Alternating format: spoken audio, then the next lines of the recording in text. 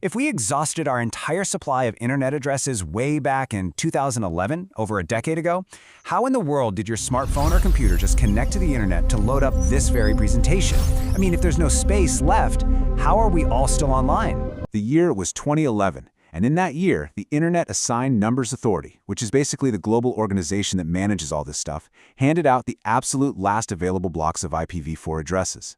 This triggered an event known in the tech world as IP4 exhaustion. To really picture this, just think of an IP address like a postal address for your house. Just like the post office absolutely needs your street address to deliver a package, data on the internet needs a unique IP address to find the correct destination. And in 2011, they officially absolutely ran out of new addresses to hand out. 0 left. You see, the original system, known as IPv4, relied on a 32-bit code format. Now, mathematically speaking, that hard capped the total number of unique internet postal addresses at about 4.3 billion. On the surface, 4.3 billion sounds like a massive number, right?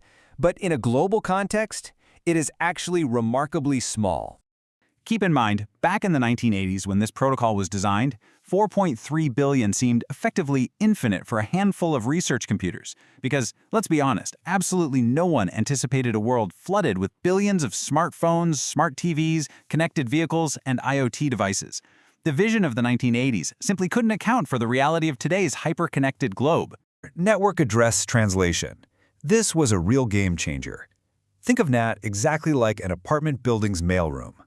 The entire building shares one main public street address, right?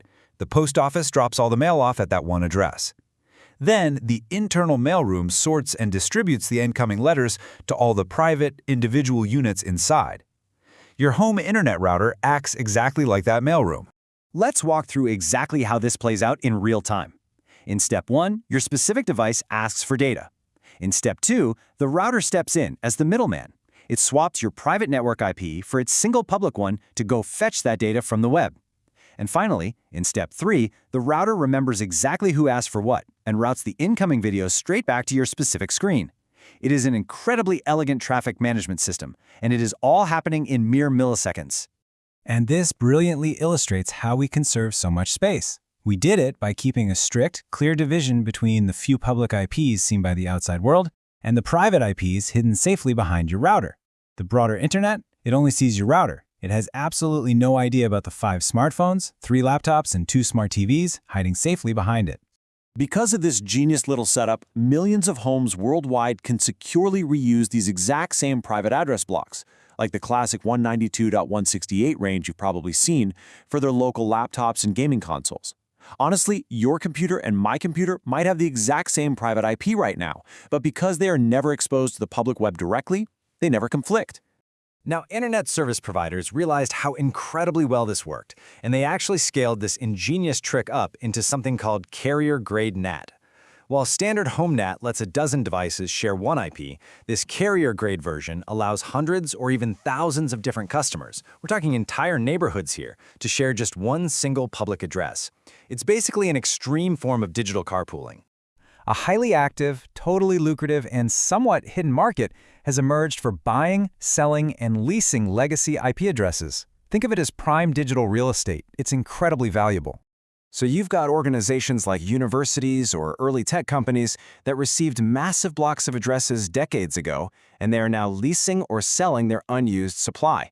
And the buyers? While modern cloud providers, hosting companies, and new internet service providers desperately need these legacy addresses to grow their networks and serve their customers. To permanently solve the shortage from the ground up, they developed IPv6. This is the next-generation internet protocol, and it completely upgrades the old 32-bit system to a massive, mind-boggling 128-bit addressing scheme. That translates to roughly 340 undecillion unique addresses. Just to put that staggering number into some kind of perspective for you, that is enough capacity to assign a unique IP address to every single atom on the surface of the Earth. Literally. It is a capacity so vast that it is effectively impossible to exhaust with any foreseeable technology. However, as you might guess, you can't just flip a giant switch and magically replace billions of old routers and firewalls overnight without totally breaking the internet.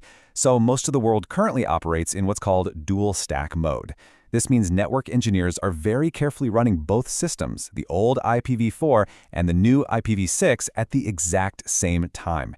It's kind of like building a massive new multi-lane superhighway directly underneath the old roads, all while the traffic is still flowing. So the absolutely crucial point you should take away from this explainer is perfectly captured right here. The web didn't survive 2011 by magically finding more addresses. It survived through sheer human ingenuity and incredible efficiency. The engineers literally built a bridge while we were all driving over it. As IPv6 adoption gradually continues to roll out across the globe, it does leave us wondering, just how long will these brilliant invisible band-aids continue to silently hold our entire digital world together? Next time you load up a web page, take a quick moment to appreciate the incredible balancing act happening right behind your screen. Thanks so much for exploring this with me. Keep wondering, keep learning, and I'll catch you in the next explainer.